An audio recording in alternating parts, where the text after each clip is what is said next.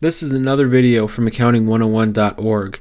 In this video, we're going to go through an overview of interperiod tax allocation. And don't forget, you can go to our website at accounting101.org and you can get our free e-course, which will teach you how to learn accounting faster and really understand it. All right, let's get into this.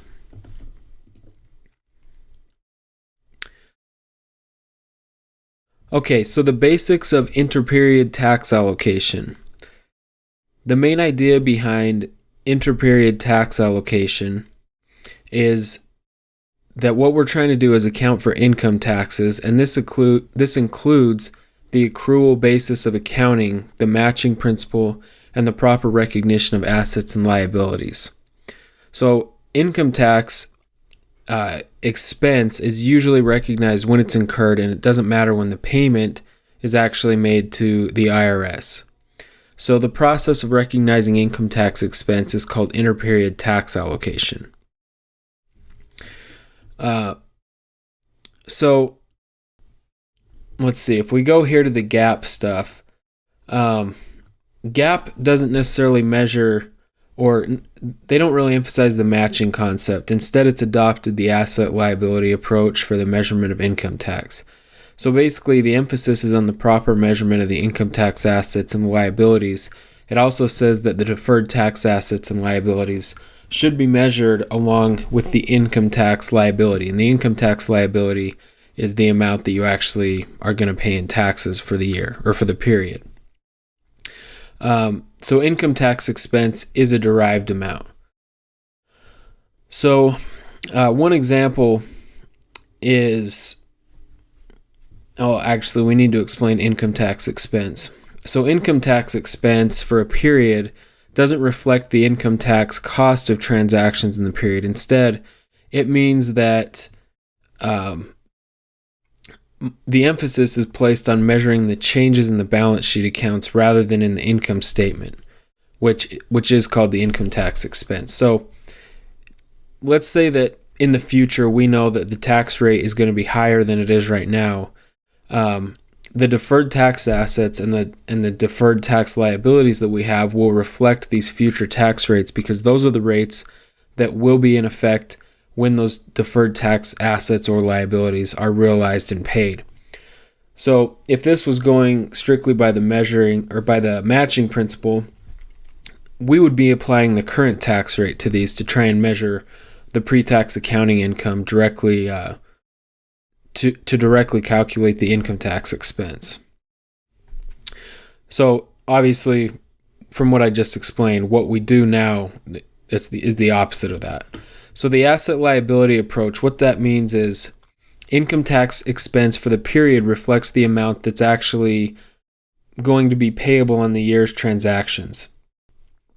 So the income tax payable account and the deferred tax asset account and the deferred tax liability account show the remaining tax receivables the company has from transactions that have already happened as of the balance sheet date. So here are some tax allocation definitions that we need to go through. So taxable items, these are amounts that make the company have to pay taxes. So any amounts that are taxable, that's probably the most simple definition. Pre-tax accounting income, this is the income before income tax for accounting purposes. This results from applying GAAP. So this is just accounting income. You always hear that accounting income and taxable income are different. This is accounting income. Your deductible items, these are amounts that let you pay less taxes. Taxable income is the income before tax for tax purposes. So this is tax income. This is what you owe taxes on. This is the amount that you actually apply the tax rate to. So the income tax liability, this is the amount of income tax that the company has to pay in taxes for the year. This is usually paid quarterly, based on estimates as you go through the year. Income tax expense, this is the account reported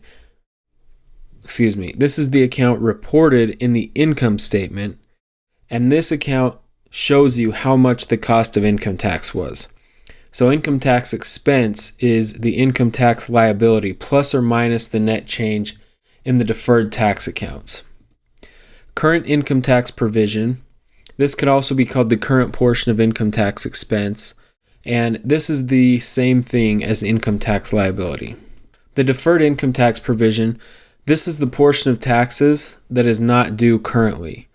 So this can be a deferred tax asset or a deferred tax liability, and we'll get to that in just a second.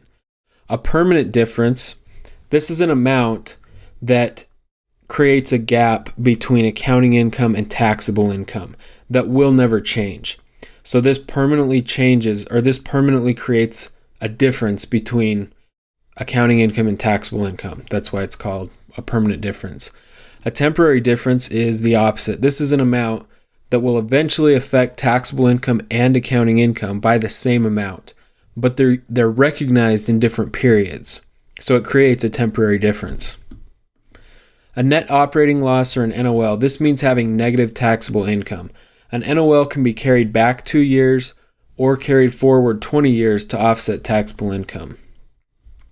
And a deferred tax asset, this is when a tax-deductible item is deferred into the future, which means that at some point when this item is recognized, it will lower taxable income. That's why it's referred to as an asset. And a deferred tax liability is just the opposite. This causes future taxable income to increase.